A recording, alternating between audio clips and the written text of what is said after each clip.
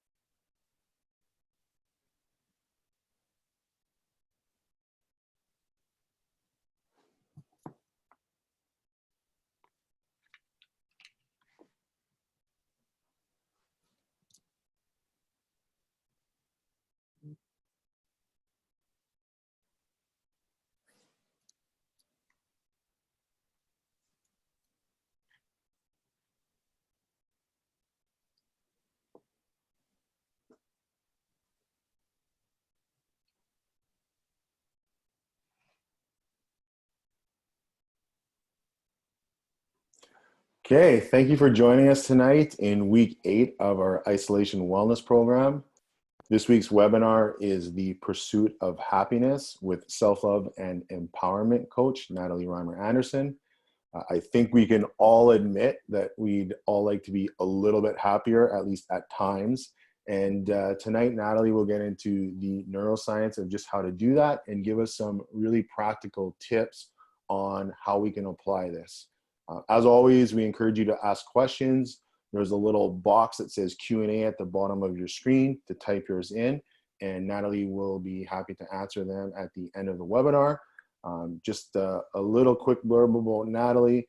She's a former professional volleyball player, high school teacher, and holistic nutritionist. And I personally have the utmost respect for her and her ability to help people find their optimal health and happiness, and do so in a very easy way to understand and to apply. So Natalie, I'll turn it over to you.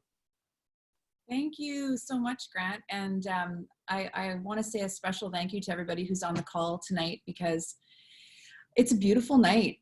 And, you know, it's a nice night to be out, and you have chosen to spend your time here. So I really want to say how much I appreciate that. And I acknowledge that must mean that you want some happiness, some tips about happiness. So again, super honored to be here and to just be able to you know, create this space in this community with Team GFIT and to be part of this. It is absolutely an honor. And yeah, I can't express that enough. So if you've been part of my webinars before, you know that I have lots of information that I like to share, and sometimes it's a lot. So I want to get through as much as I can today, and please feel free to take notes and ask questions at the end. And then if you're interested in something that I say and you want to take the concepts a little bit further, I'm just, an email or a message on Instagram away. If you want to set up a personal chat about some of the things that we cover here today. So the pursuit of happiness, right? You've all heard that before. It's actually a cliche. But what does it really mean? And why are people always in the pursuit of it, right? We don't typically talk about other emotions as if it's something that is like an outcome-based thing. It's something that needs to be chased or something that's elusive. We talk about falling in love, but why is it that happiness is something that we pursue and that must be attained? So from contentment, right, or satisfaction, all the way to like ecstatic euphoria, happiness even exists on a continuum, right? They're all sort of shades of happiness, or what we would consider happiness. And each person even has their own definition of what happiness is. So that's a really important point, and something that I'm going to bring home again at the end is ultimately happiness is what you define it to be. The problem arises when we place happiness as a desired outcome. And that's why we talk about it as if it's something that we need to pursue, because we've made it into an outcome, or we attach it to material things. We attach it to possessions or even to people and to things outside of ourselves. And then in that way, happiness will always be conditional and contingent on us having those things or owning those things, right? So it kind of sets us up for failure and to lose that happiness that we've attached to those things if we should lose those things. So that is something that's actually been called the happiness trap. I wish I would have written down who coined that term, but you could probably, it's a quick Google search. But someone named Viktor Frankl, who was a Jewish man living through the Holocaust. He was a psychologist, and he actually started doing a lot of his psychological research well before the war started. And so then when the war happened and he was put in a concentration camp, he almost had a laboratory, like a case study, all these case studies available to him as he observed the people that were there in the concentration camp with him. He quoted, or he said this quote, "Happiness cannot be pursued," right? And we hear that pursuit of happiness all the time. Happiness cannot be pursued. It must ensue. One must have a reason to be happy. It is the very pursuit of happiness that thwarts happiness, right? So if it's more about making the goal not to simply see happiness as a goal that must be attained, but rather seeing it as a state of being that one can always choose. Because it's in that relentless pursuit of happiness that it's like we're grasping at sand and it's always slipping from our grasp. So when we change our definition of what happiness is and how that looks like to us, we can start existing in a state of being that is a contented, happy state. And that's something that you have to define for yourself. So the happiness trap happens when our hyper-focus on the pursuit of happiness keeps us in a constant chase of that state, ignoring the very important fact that some things in life require other emotions, other expressions of what it means to be human. So if we're always thinking that, happiness needs to be the default, and if we're not happy, it's somehow a deficiency or defective or a wrongness of us, it's a very dangerous way to live, because anytime that we're not in that state of some level of happiness, we think that we're deficient, that there's something wrong with life. But what if happiness is just another of the many emotions and states that we get to experience as human, and we don't have to attach our success or failure on experiencing that one thing? Because truly the human experience and all the expressions of emotion are absolutely necessary. I know for me, I'm relatively a very, very, my baseline of happiness is quite high. And that is because I have a lot of tools that I've developed over time to bring myself back to that center.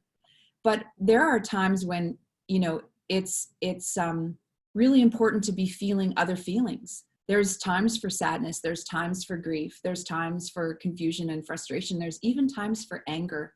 Anger is a very necessary emotion to be able to be processed through, right? And to transmute and come through on the other side. The problem arises when we try to suppress some of these negative emotions and try to get back to happiness, just get back to happiness. Like it's like the one thing that where, we're only comfortable there and we're afraid to experience other emotions. Because with emotions, the more we suppress and repress those emotions, the more they're going to find another way to come out, which, emotions are an electrical current and neurochemicals that exist in the body. That's the chemistry and the electromagnetivity of the body. So emotions aren't just something that you feel, there's something that is actually occurring in the body on many different levels. If those emotions are continually suppressed and repressed, then they're going to find their way to express. And that's when things like disease happen. And I know for myself, coming from a sort of a background of like not wanting to, a family that was sort of stoic and didn't want me to be over emotional. And I was a very sensitive child, and as I'm sure many of you were. And it's like, I remember hearing and maybe you've heard it too, something like cry or I'll give you something to cry about, right? That sort of thing.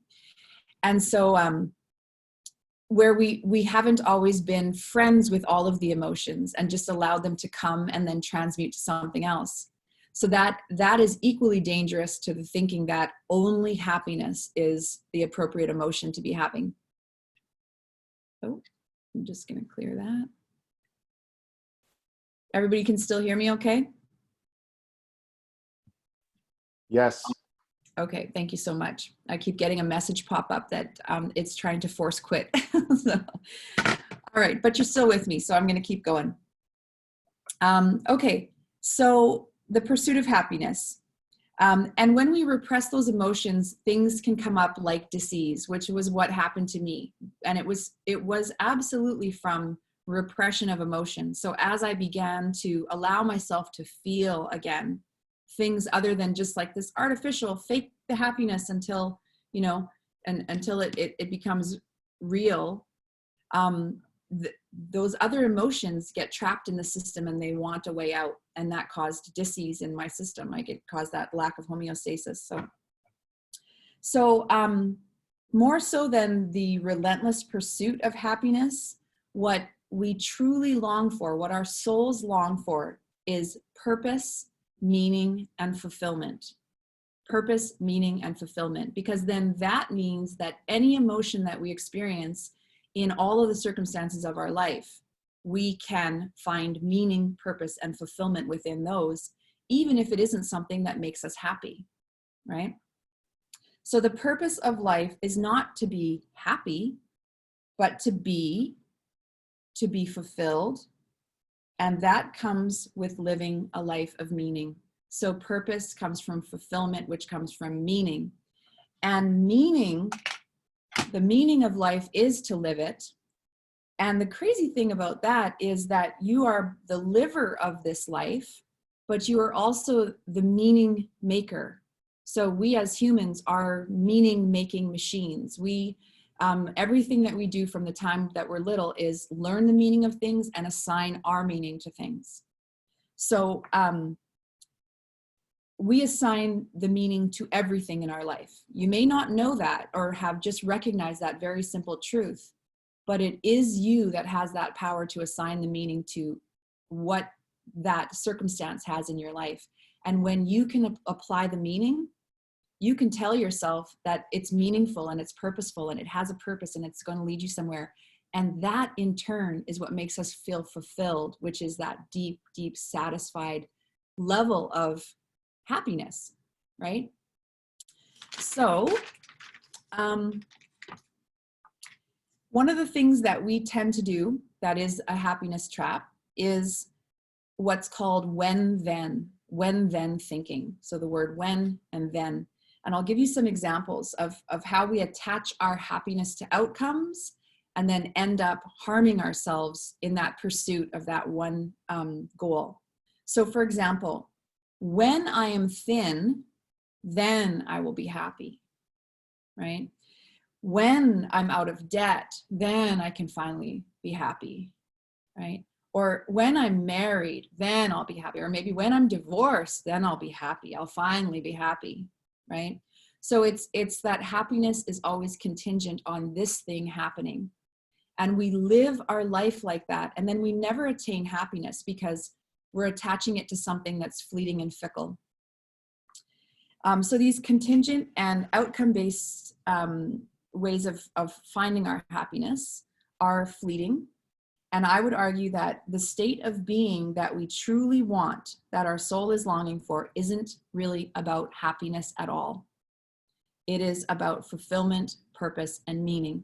So when we go forward with, what I'm going to talk about tonight, and we redefine happiness, or if I use the word happiness, if you understand it to be that deep satisfaction from purpose, fulfillment, and meaning, that's the happiness that I'm talking about, then it'll sort of shift all of this to have a little bit of a different flavor than just like what can we do that brings us that like gleeful state that we often assign, or that we often define happiness to be. So now we can look at ways to exist and have a meaningful life regardless of the circumstances and our achievements or our outcomes. So right now is a perfect time really to illustrate that circumstances are what they are. We don't have a lot of control right now on the present circumstances that have overtaken in these last 8 weeks or more, right? But what do we have control of? We have control of the meaning that we assign it. And when you know that, and you can look at this, unprecedented time that we're going through, it can be a crisis to some, and it can be full of opportunities to others. It is absolutely what the individual decides that it means for them. And when you decide that for yourself, then you can have meaning and purpose in any situation, including when Viktor Frankl was talking about his experience in the concentration camp. And I just want to show you the book. This is his book, Man's Search for Meaning. And it has been like reprinted 12 million copies. I think it's been reprinted, 10 or a dozen times and sold all over the world, because it is such a beautiful truth. And when else is there a time, right, when somebody can have that kind of experiment on humanity being done that they can just extract these brilliant lessons from? So I would recommend everybody get a copy of this, because it's just one of those books that should be on every bookshelf. So when I sat down with this topic and I really thought about, okay, there's so many ways to bring meaning, purpose, and fulfillment to one's life. But what are we have only an hour here together. What are those distilled down, really potent points? So I came up with 10, including some ways to actually stabilize your mood, which does contribute to your happiness, and how the physical body has a lot to do with it. So that's where the neuroscience part comes in. We're going to talk a little bit about serotonin and the role that it plays. And I spoke a little bit about that idea of the happiness baseline. So the baseline of happiness is just like your baseline of fitness. It can only be improved by working on it, and by paying attention to it, and by maintaining it, right? So it takes disciplined daily effort to get there. But you will reach a point where it's like your baseline used to be here, and then it's up here, and it stays there with some maintenance and some daily thought put into it. So these are in no particular order, but they do have a bit of a flow to them. So the first one is to be present and mindful. So intrusive and anxious thoughts are brought on by trying to predict the future. That's it. We have a society that is plagued by anxiety. And part of that is because we're not living in the present moment, and we're trying to rush ahead and resolve problems that haven't even occurred yet. So trying to predict the future, right? Future casting and creating stories in our own head, and then worrying about the stories that we've created that haven't even come to pass. So rushing ahead causes us to create those stories that we then worry about coming to pass. And you create your own suffering by worrying about something that you've imagined. So worrying about something that you've imagined is like betting against yourself, right? It's like, assuming the worst case scenario and the worst possible outcome. So how do we stop doing that? Is by getting back into the present moment, by practicing mindfulness, by being present with the task or with the people or with what is right there in that moment. I know you guys have done some meditation clinics and webinars with Cian, and he would, I'm sure, drive home that point about mindfulness, right? And why being present is the point of power of creation in our life. So you can do this by really tuning in with the body, tuning in with the sensations, right? To actually feel the cool air on your skin when you're going for a walk, to feel the sun, to see to hear the birds, to see the blue sky. All of the sensations are what bring us in that present moment and reconnect us to our divine vessel. One of the experiences that some of the master meditators talk about is being present with like the teacup. So the ritual of teacup, some of you are coffee drinkers, and it's the same thing.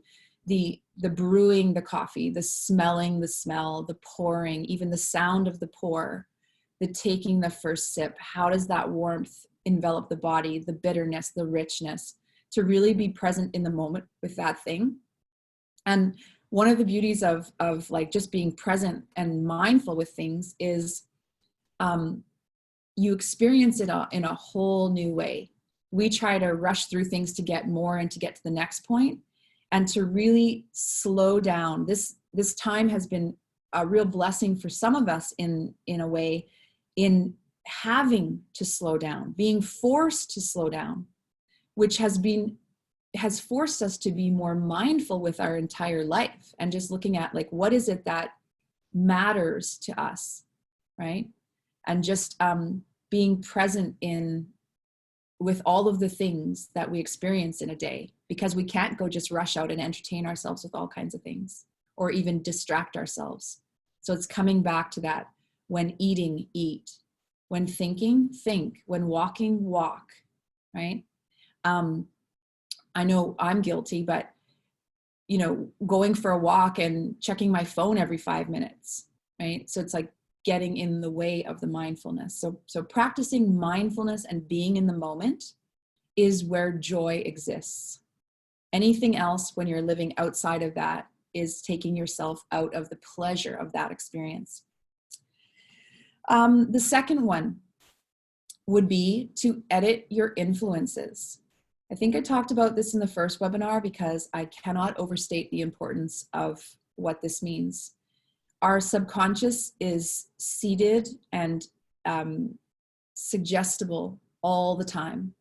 And so with the social media, nonstop in our lives, and images and advertisements, we're always being told about what we need to look like, who we need to look like, what we need to buy, where we need to go, you name it. It's all seated into our subconscious, and those are influences that have a lot of power over our life. Also, you may have heard this, we become most like the 5 people we hang out with the most, or spend the most time with. Now, in this quarantine, you probably have spent time with the same people for a while, and maybe you've even noticed how you start to become like those people a little more. And definitely over the years, you become like the people that you live with or are closest to. So you may want to hang out with different people when you get out of this. Or maybe you've discovered that, wow, you really reconnected and really adore and cherish the people that you got to spend this time with. I was talking with some people, and I have friends that are like, this was like a new honeymoon for them. And I have other friends that are like calling it quits after this. It's been a real time of realization. But back to the point that we become like who we hang out with. This is how much influence people have over our life. We might think that we were like these really strong individuals, but we're all really constantly influenced by one another. So I would say that it's wise to set yourself up with people that are on the same path as you, that have the same motivation as you, that have a baseline of just purpose and meaning in their life that you really admire, and to align yourself with those kind of people if you want to have a higher happiness quotient for yourself. And so for social media, it is shaping our self-image all the time based on what we see and what we compare ourselves to. You may have heard the famous phrase, comparison is the thief of joy. And that is so true, because we wouldn't even think that we had anything wrong with us or any deficiencies if we weren't being told all the time that something is wrong with us. So robbing ourselves of happiness, when we scroll through and haven't edited those influences. So I would challenge everybody to just look at, you know, what are some of the accounts that you follow that make you have that like sinking feeling that you're not good enough, and unfollow immediately. And then see if you can follow, you know, 5 more that are going to pump that constant positive, like, you're enough, you're worthy just as you are. Your health is a treasure that you need to protect, you know, that kind of positive influence over your own life. The third point is proper nutrition. Good food, good mood. Proper nutrition and even timing of meals is something that really matters. Having balanced blood sugar is kind of everything when it comes to keeping that level of happiness, that elevated mood. Limiting sugar intake would be huge because, as many of you know, sugar causes the spike and then it causes the crash. And so having a level blood sugar is very, very important. I'm personally an intermittent faster. I used to have pre-diabetes. It was pretty bad. And intermittent fasting was one way that I corrected my my insulin sensitivity and reestablished a healthy pancreas. So I know that there's a few coaches that are already teaching that. Maybe all of you, if that's something that you want to talk to your coach about, definitely reach out and see if that's for you. I talked about this last time, but it's worth repeating, is the idea of the gut microbiome. So we know now through science that the gut and the brain are intimately connected. The gut is called the second brain. And when we have healthy gut bacteria, we have healthier moods. That's how important it is. Our brain is fed by the bacteria in our stomach and in our intestines. So the happier that those bacteria are, and it's like, what? They're living organisms. And there are some that make us feel really strong and happy and in charge of our lives. And then there are other ones that if they proliferate and take over, they start having us feel low and blue and like we're on a roller coaster. One of those organisms is called Candida. Candida albicans exists in every human. And when left unchecked, or when we feed it, it can proliferate and start to take over. And that's when we start feeling like we're like a little bit intoxicated because it's fermenting in our gut. So going on a Candida cleanse, eliminating the food that they like, which is sugar. Okay, so another reason to get off the sugar, starts to help to stabilize the bacteria.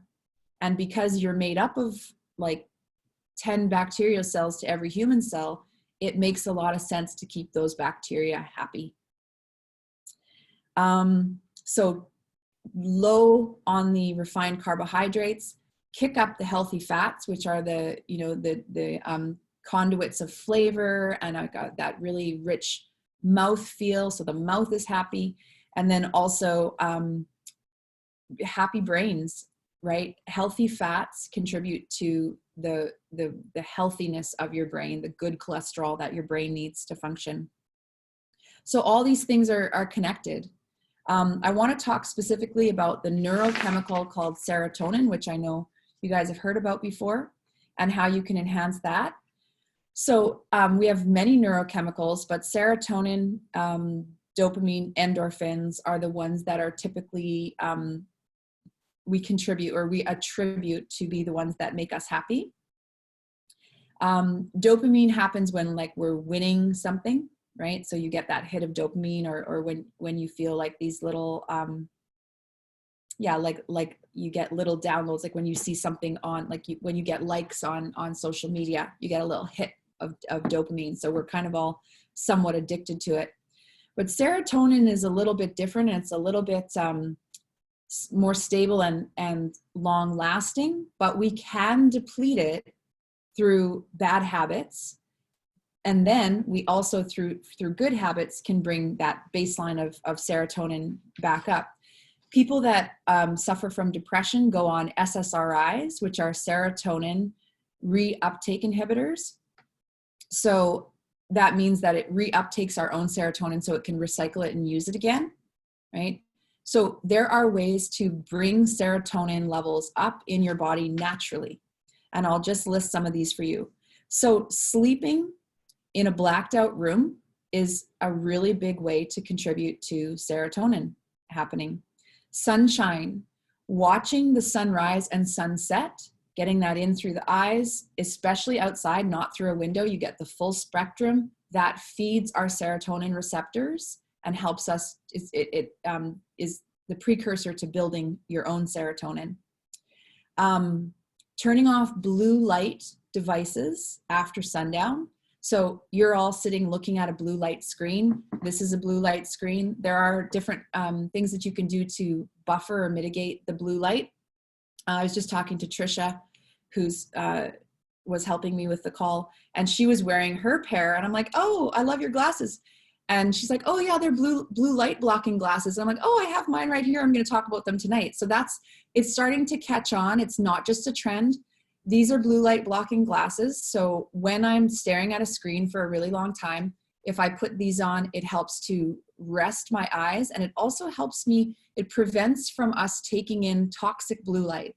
So blue light is actually toxic to the system in high doses and over an extended period of time.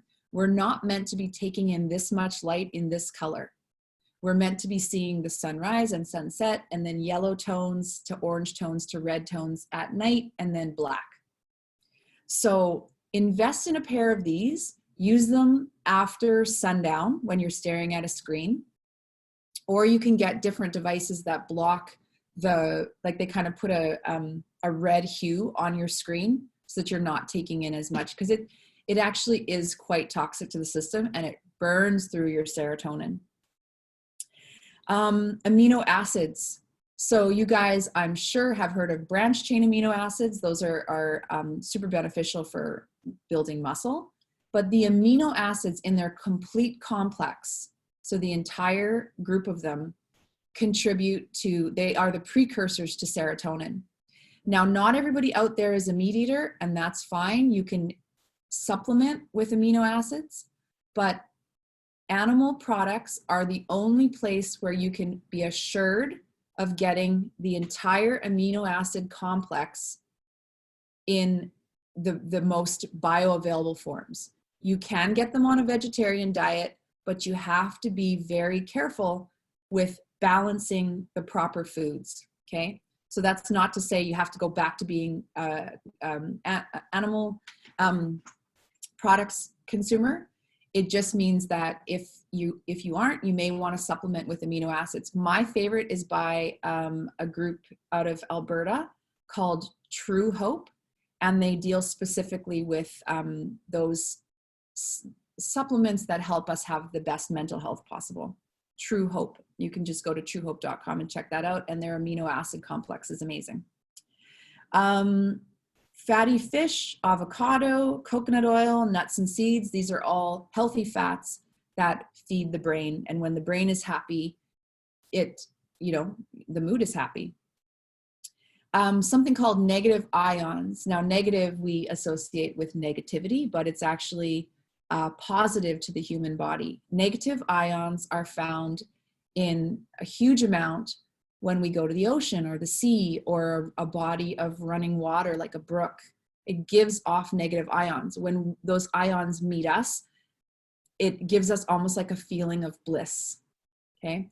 Mountains, forests, grounding in nature, being around nature. This gives you negative ions and it elevates your mood.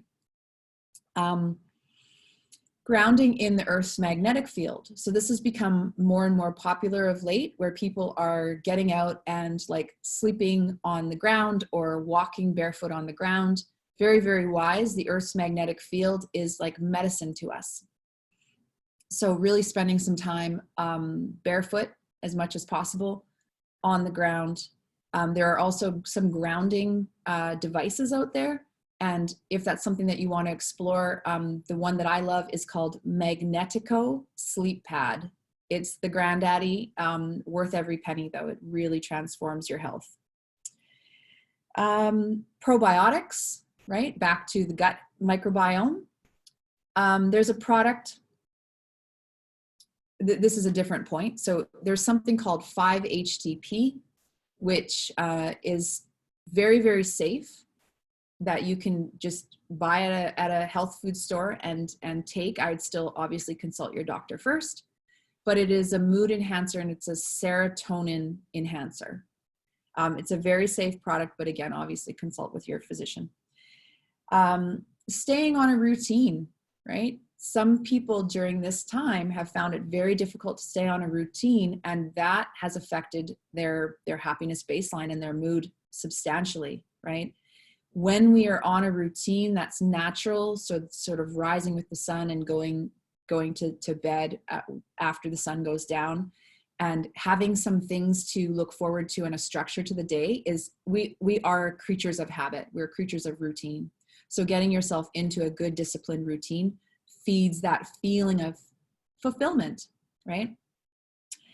And you're going to love to hear this one because it is among people's favorites, is chocolate. Dark chocolate is really full of magnesium and helps build neurochemicals. The higher cacao content, the better. But chocolate has a lot of nitrous oxide in it, which is called the bliss molecule. Beets have a lot of nitrous oxide, which also contribute to that. And that's just, it's a vasodilator. So it just allows oxygen and blood to flow more freely. And when we feel like that, we feel younger and more vibrant and vital. So cacao is great for that, or chocolate. All right. Let's see how much time we have here. Okay.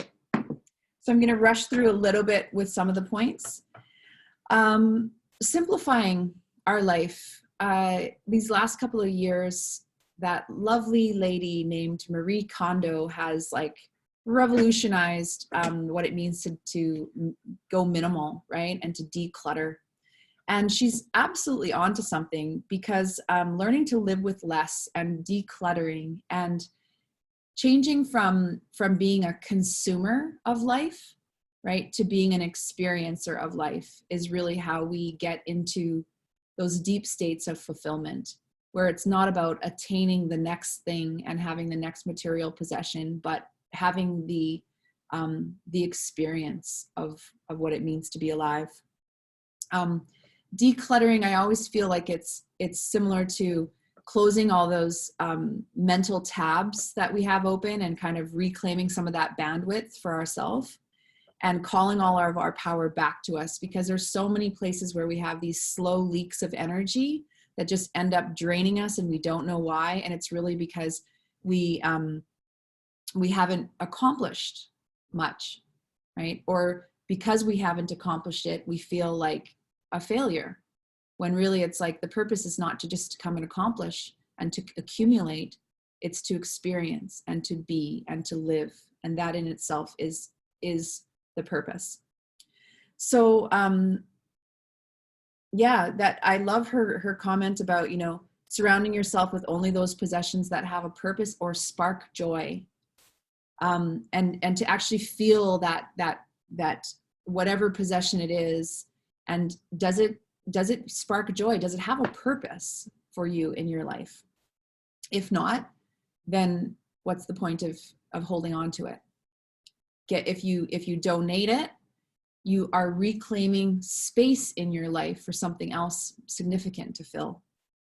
So fewer possessions, more experiences.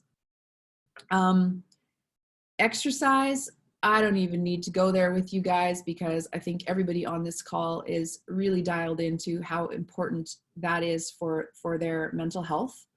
Endorphins, man, that's the name of the game. You get out there, you walk, you exercise, you lift iron, you throw it around. It triggers something primal and it releases those endorphins. And that is like that lasts, right? For a long time, you have that high. And the thing about the endorphin high is it doesn't have a crash, right? So there's no downside to having an endorphin surge. It just makes us continually elevating that baseline of happiness. Yeah, huge for improving mood. And also obviously for that sense of accomplishment, because when you get your workout done, and I know these coaches have some like serious workouts that you guys are doing and you're working hard, is that sense of accomplishment, like you did that. I remember many times that feeling of, wow, I can't believe that I just did that, right? And you just feel so good about yourself. So getting that out of the way increases that baseline tremendously. Smiling sounds so cliche. And the funny thing about it is it's a bit of a, how does this work? Let me put it this way. When you adopt the posture of how you want to feel, you hack your chemistry, you hack your brain to feeling that feeling, right?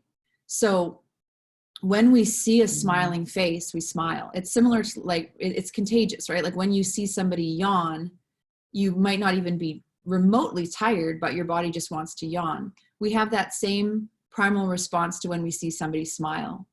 So when you're the one that initiates the smiling, then the person that will answer back with a smile then re-engages your smile. And then you end up just having a way better experience. But the trick of it is not to fake smile. Now you may have to fake it till you make it a little bit, but the way that you smile so that it's not fake is to use your eyes. And for any of you that watched that Tyra Banks show that she used to have, like that modeling contest show, she talked about smizing, right? Because you can always tell when someone's fake smiling when it's only done with the lower half of their face. But when the eyes crinkle and sparkle and the smizing, that's when you know you're looking at a genuine smile. And everybody, even small children, can tell a fake smile from a real smile. And the way that you can have the real smile is sometimes you do have to fake it till you make it, but the way to get it to be genuine and to get used to, like, sometimes it's uncomfortable for people to pretend to smile, is couple it with a positive thought. Couple it with a genuine, like, my smile is a contribution to the person that's standing across from me. It's going to put them at ease. It's going to change the tone of this whole engagement, right? And I really feel, and I know like a lot of you have probably gone on walks in this last 8 weeks, and the tone out there has changed a bit, hasn't it? Where people don't look each other in the eye much. We social distance, we keep our distance. And sometimes I'm like looking at people trying to get eye contact and they don't want to even look at me. So it's kind of like, wait, what's going on here? We are social distancing. That doesn't mean that we have to stop connecting in different human ways that are really important to our overall health. So I really encourage everyone on this call to be that leader in that way of like, make eye contact, smile at people. You can do it from a distance, but maintaining that, like, this doesn't have to be scarier, right? By just having that genuine human connection of smiling and knowing that you're contributing to somebody's health really in that way. This is a huge one. Maybe the most important one of all is to control your thinking. If human emotions largely result from our thinking, then one may appreciably control one's feelings by controlling one's thoughts or by changing one's internalized sentences or self-talk, with which one largely creates their feelings in the first place. Your thoughts create your feelings, so observe your thoughts, edit your thoughts, practice a new thought to feel a new feeling, right? So sometimes when, if you want to change the way that you're feeling, you start by changing that thought immediately. Like, why am I thinking this thought? Often it's just a redundant thought pattern that's just on a loop, right? It's just another synapse firing again because it's just used to it. So you may have to interrupt that and hack it and provide a new thought and say, no, you know what, I'm going to think about this instead, rather than getting into that ruminating pattern or loop.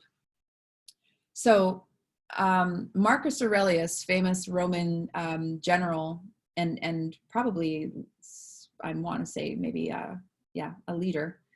Anyway, emperor. The happiness of your life depends on the quality of your thoughts. Therefore, guard accordingly. I mean, they've been saying this since, the dawn of civilization. So happiness depends upon the quality of your thoughts. And you can control the quality of your thoughts, but it takes deliberate action and discipline, right? That's why most people don't do it. And then they wonder why they're unhappy. Rolling right along. We have something called negativity bias. So it is a way in which we survived as a species. And that was to look for all the things that are wrong with the situation so that we can avoid the danger, right? So it's kind of like a way where our evolutionary biology is kind of screwing us over now because we don't need to have that negativity bias nearly the way that we used to. So being aware that we have that default switch of like looking for what's wrong will help us to begin to look for what's right. Okay. So know when you're doing it, know when you're walking into a situation and you're looking for everything wrong. Like, oh, that person looked at me funny. Oh, that person doesn't like me. Or man, the sky again, everything, it's going to rain. Oh, it's going back to being cold. Like all the negative loop that we get caught in. That's something that once we're aware of it and cognizant of it, we can begin to change it into a more of a positivity bias. And one of the ways to do that is to see that pattern, interrupt it, and then replace it with 3 things that you're grateful for immediately. It's like, oh, you know what? I am grateful that it's not raining. I'm grateful that, I woke up this morning and I had such a great sleep last night.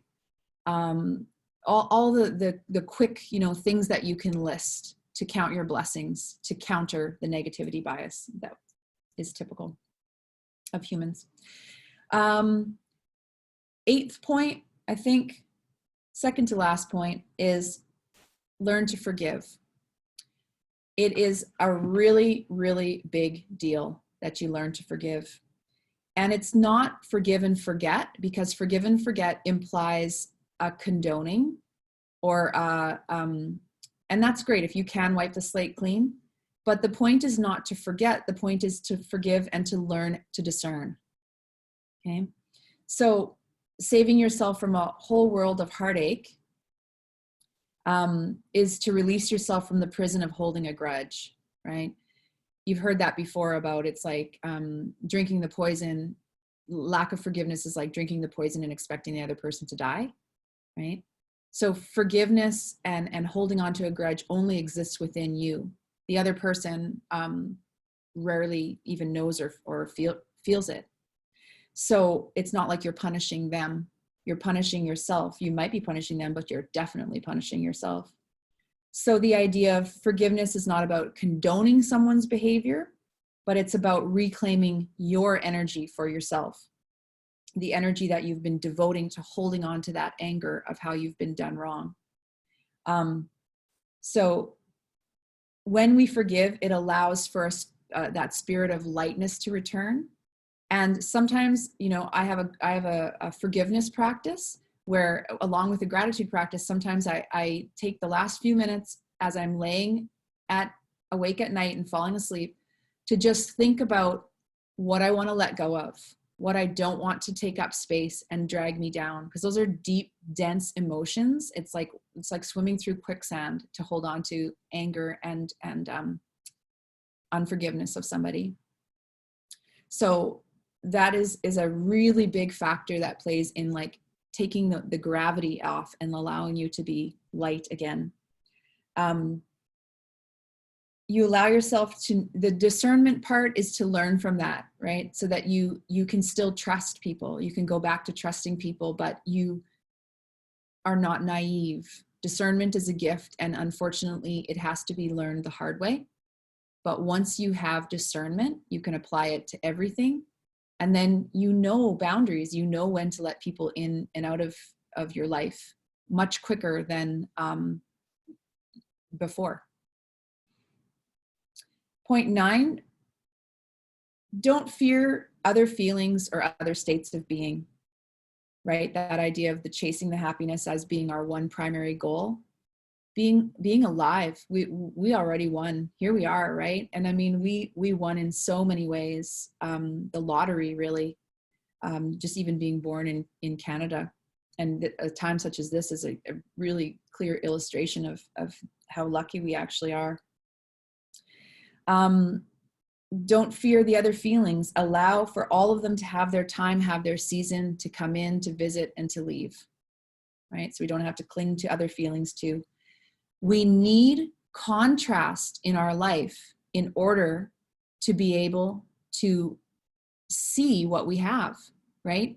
Okay, let's put it this way. The word happiness would lose its meaning if it were not balanced by sadness. We wouldn't know happiness if there wasn't first some kind of, sadness or opposite feeling that carved out space for more joy to contain. So there's a purpose and a reason for everything.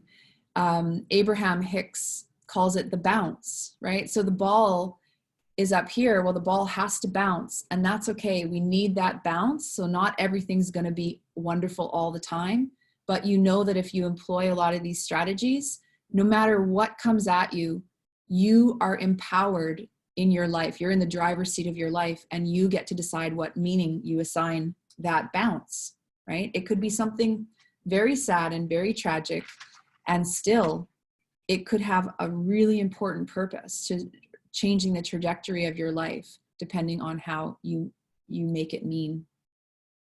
So last point, and then I'll open it up to questions, is to define success on your own terms. That's a real big one, folks. You decide what success and satisfaction look like for you. You should decide what it looks like for you. We often let everybody else dictate to us what and how we should be and what success should look like. And when you get to that point where you define success on your own terms, it's like you truly own your life, because you're not living it for anybody else. You're living it on your own terms. Whether it's from, genuine human connection, meaningful work, having a creative passion or hobby, charitable contribution or service, acts of service to others, pursuing healthy living, adventure, travel, and meaningful experiences, you get to decide. And that's what true happiness is what you decide that it is, because you're the meaning maker of this experience that you call life.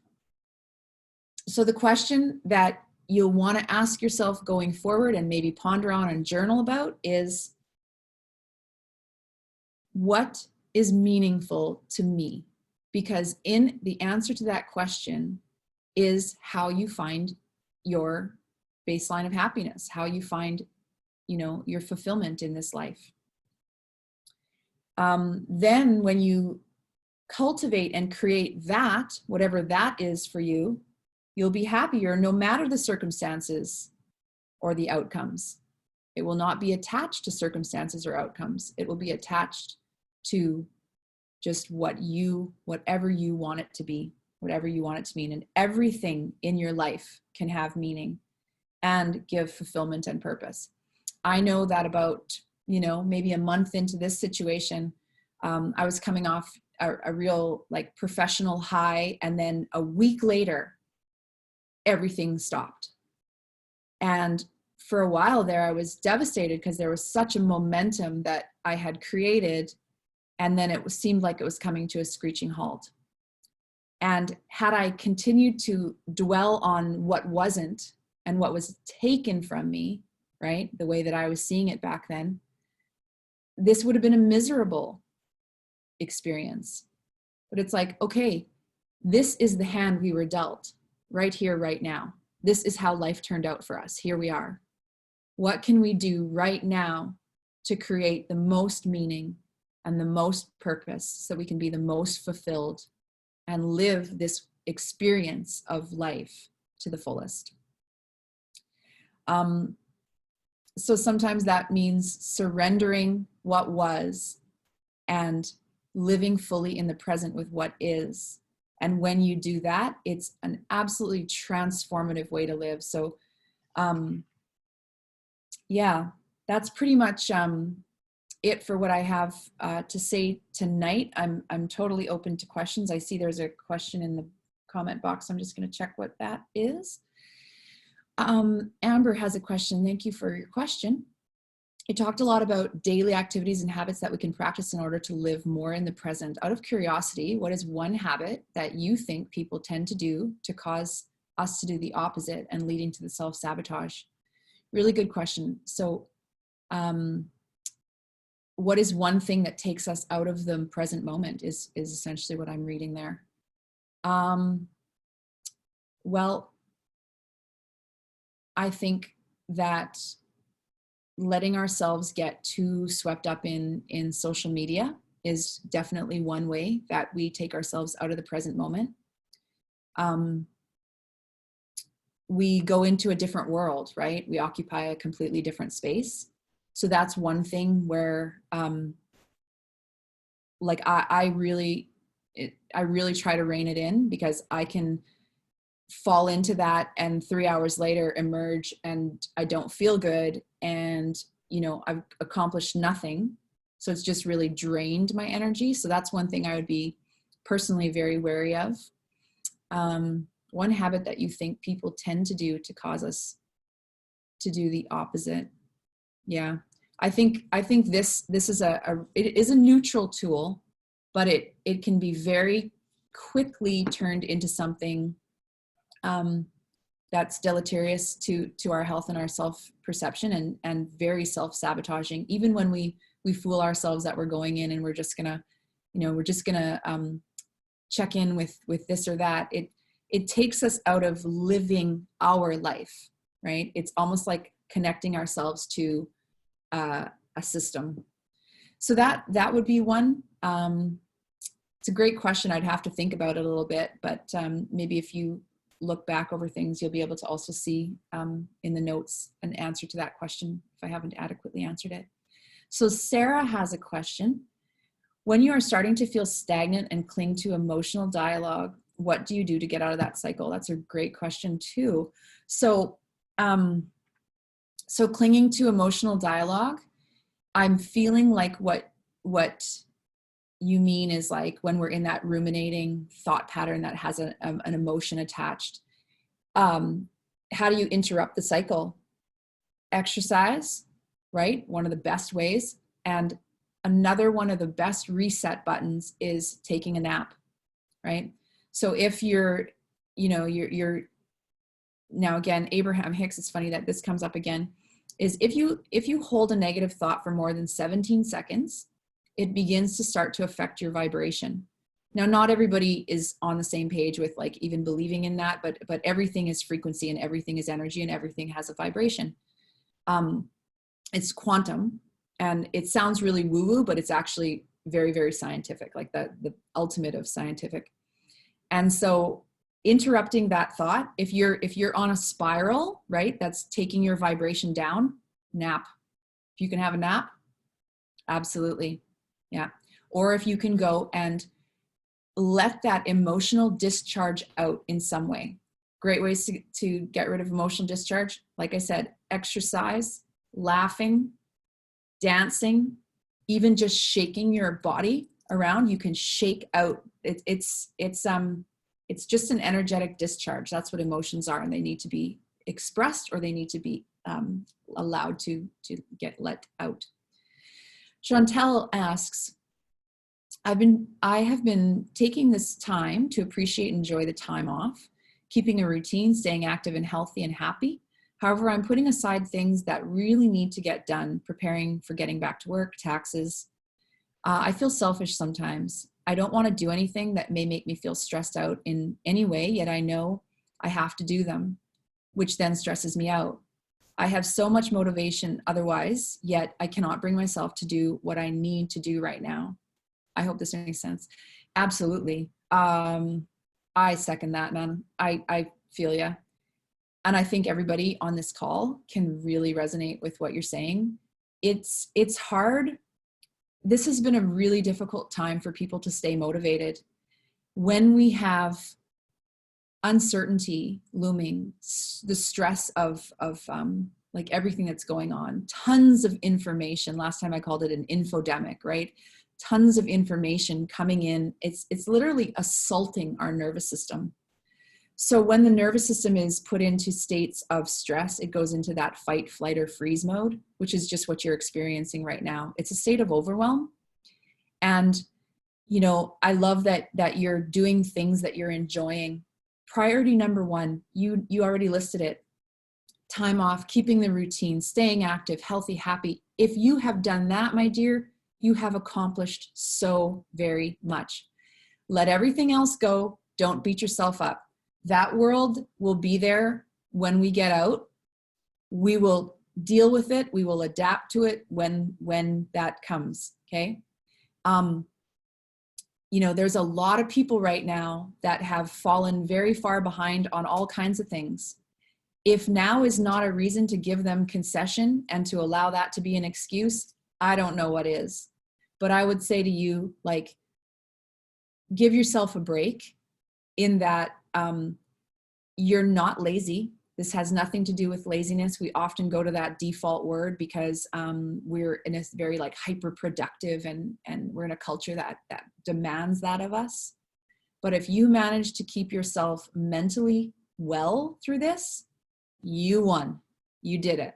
And that's all that anybody should ever be. That's all that should be required of us. Nobody that I know has lived through something like this before, right? So we're all doing the best we can. Yeah.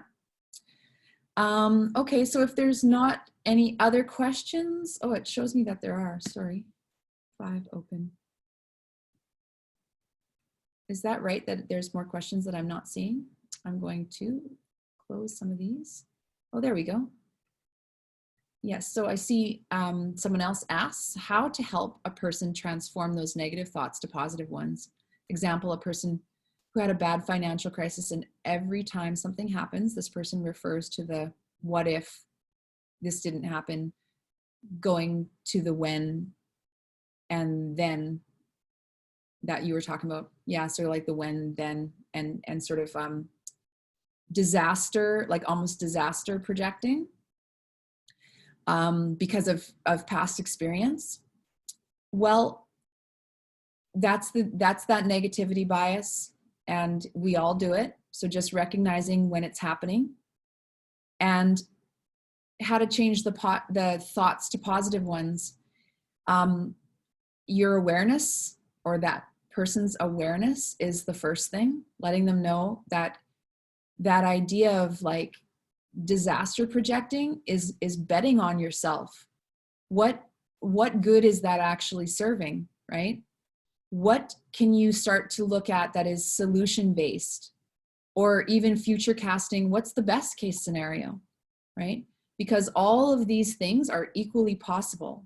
It's our thinking and our action that brings these into, that cause these things to happen.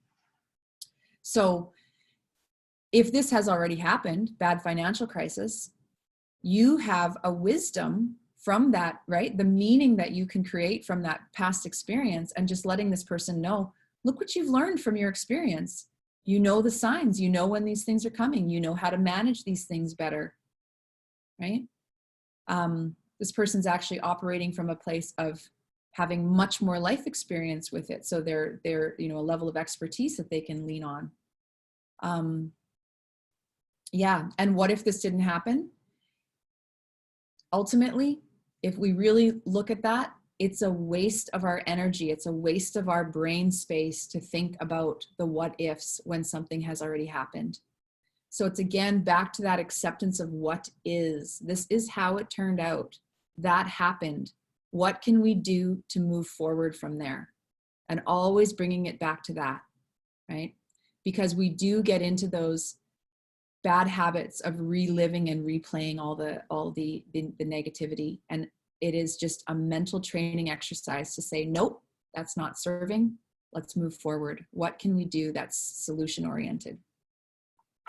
Sarah asks, what are your top 3 favorite books? Ooh, that's a really, really tough question.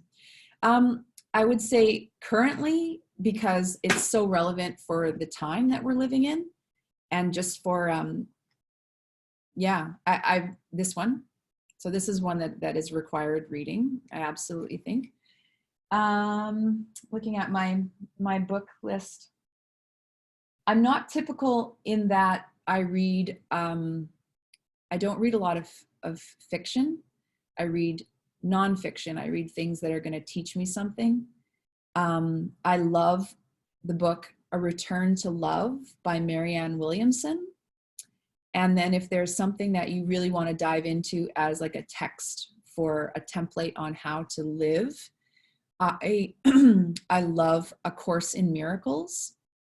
It is a year-long study, but after 1 year, you're just getting started. It's something that you can really like dive into for life. It's like a combination of a workbook and these really beautiful lessons just about the human soul and the human experience. So those would be the 3 that come to mind. I'm sure I could list 20 more if I had a moment to think about it.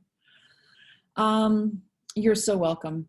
Chantel says, thank you so much. You are incredible. I appreciate that so much to hear. Thank you. Thank you. Thank you. Well, everybody, if that's the last of the questions, then I again want to just say my sincerest thank you for having me and for showing up tonight and for hearing me out. It's my sincere pleasure every time I get to do this. Thank you. Thank you. Thank you, Natalie. You're amazing. I love listening to you and I love learning from you. Thank you so much for doing this for us. Thank you. Have a great night.